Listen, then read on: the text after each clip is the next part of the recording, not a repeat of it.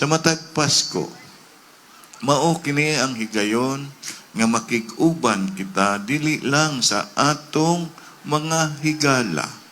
Dili tinuoray nga mabati matagamtaman nimo ang kalipay sa diwa sa Pasko kung kauban lamang nimo ang mga higala. Ang Kapaskuhan imong mahingpit nga kalipay kung ikaw makigsaulog makig-uban sa imong tinuod nga pamilya. Ang tinuod nga pamilya maoy labing makahatag og kalipay kanimo og sa imong pamilya. Kay nga atong tinguha mao lamang ang kalipay.